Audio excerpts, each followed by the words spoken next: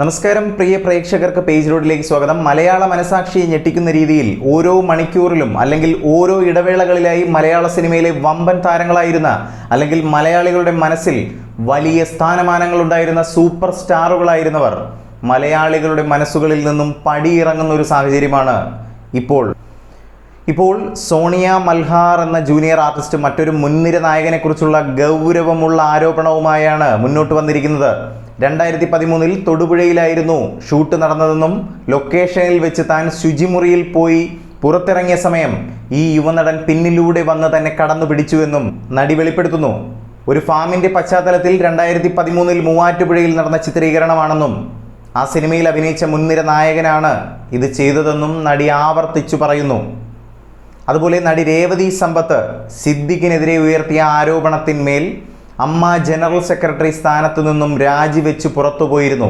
വളരെ ഗൗരവമുള്ള ആരോപണങ്ങളാണ് സിദ്ദിഖിനെതിരെയും നടി രേവതി സമ്പത്ത് ഉയർത്തിയത്. തന്നെ ഒരു സിനിമയുടെ പ്രിവ്യൂ ഷോ കാണുന്നതിനായി വിളിക്കുകയും തുടർന്ന് ഹോട്ടൽ മുറിക്കുള്ളിൽ തന്നെയും കൂട്ടിപ്പോയി വളരെ ഹീനമായ പ്രവർത്തികൾ ചെയ്തുവെന്നും രേവതി സമ്പത്ത് കൂട്ടിച്ചേർത്തു. ഒരു പേരക്കുട്ടിയാകാൻ മാത്രം പ്രായമുണ്ടായിരുന്ന തന്നെ നോക്കി നടൻ സ്വയംഭോഗമടക്കമുള്ള കാര്യങ്ങൾ ചെയ്തുവെന്നും ലൈംഗിക ചുവയോടെയുള്ള സംസാരങ്ങൾ നടത്തുകയും ചെയ്തിരുന്നുവെന്നും നടി വെളിപ്പെടുത്തുന്നു. ഇക്കാര്യങ്ങളൊക്കെ തൻ്റെ ജീവിതത്തിൽ സംഭവിക്കുമ്പോൾ താൻ +2 കഴിഞ്ഞ് നിൽക്കുന്ന പ്രായം മാത്രമേ ഉണ്ടായിരുന്നുള്ളൂ എന്നും നടി കൂട്ടിച്ചേർത്തു.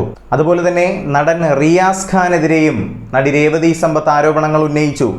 റിയാസ് ഖാൻ തന്നെ ഫോണിൽ ബന്ധപ്പെടാറുണ്ടായിരുന്നുവെന്നും ശാരീരിക ബന്ധത്തിൽ ഏർപ്പെടുന്നതുമായി ബന്ധപ്പെട്ട ഒരുപാട് കാര്യങ്ങൾ തന്നോട് നിർബന്ധിതമായി ചോദിക്കുമായിരുന്നുവെന്നും സെക്സ് ചെയ്യുന്നതിനായി ഇഷ്ടമുള്ള പൊസിഷൻ ഏതെന്ന് വരെ നടൻ തന്നോട് ചോദിച്ചിട്ടുണ്ട് എന്നും നടി വെളിപ്പെടുത്തുന്നു. അതുപോലെ തന്നെ നടൻ മുകേഷിനെതിരെയും ആരോപണം ഉയർത്തി മുന്നോട്ട് വന്നിരിക്കുകയാണ് കാസ്റ്റിംഗ് ഡയറക്ടറായ ടെസ് ജോസഫ്.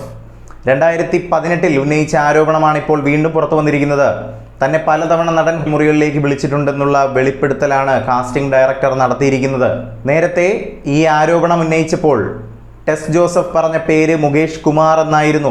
എന്നാൽ നടൻ മുകേഷ് ഇതിനോട് പ്രതികരിച്ചത് മറ്റേതെങ്കിലും മുകേഷ് കുമാർ ആയിരിക്കും എന്നതാണ്. അതാണിപ്പോൾ വീണ്ടും ചർച്ചയായി മാറുന്നത്. ടെസ് ജോസഫ് സമൂഹ മാധ്യമങ്ങളിൽ പങ്കുവെച്ച പോസ്റ്റിൽ നടൻ മുകേഷിന്റെ ചിത്രവും ഉൾക്കൊള്ളിച്ചിട്ടുണ്ട്. അതിലവർ കുറിച്ചിരിക്കുന്നത് ഇപ്രകാരമാണ്: yes, it is Mukesh Kumar, actor, politician എന്നതാണ്. എന്തായാലും മുകേഷ് ഇപ്പോഴും ഇതിനോട് പ്രതികരിക്കുന്നത് തനിക്ക് ഓർമ്മയില്ല എന്നും ഇവയെല്ലാം രാഷ്ട്രീയത്തിൻ്റെ ഭാഗമായി തനിക്ക് നേരെ വരുന്ന വെറും ആരോപണങ്ങൾ മാത്രമാണെന്നതുമാണ്. അതുപോലെ തന്നെ ലൈംഗിക ആരോപണത്തെ തുടർന്ന് കേരള ചലച്ചിത്ര അക്കാദമി ചെയർമാനും സിനിമാ നടനും സിനിമാ സംവിധായകനുമായ രഞ്ജിത്ത് രാജിവെച്ചു.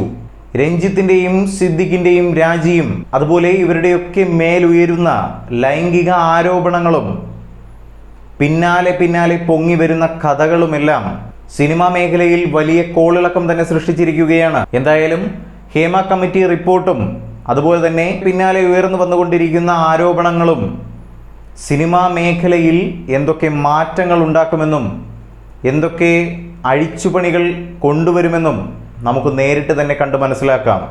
പ്രിയ പ്രേക്ഷകർക്ക് ഈ ഒരു വിഷയത്തെക്കുറിച്ച് അഭിപ്രായങ്ങൾ അറിയിക്കാം താഴെ കമൻറ്റിലൂടെ.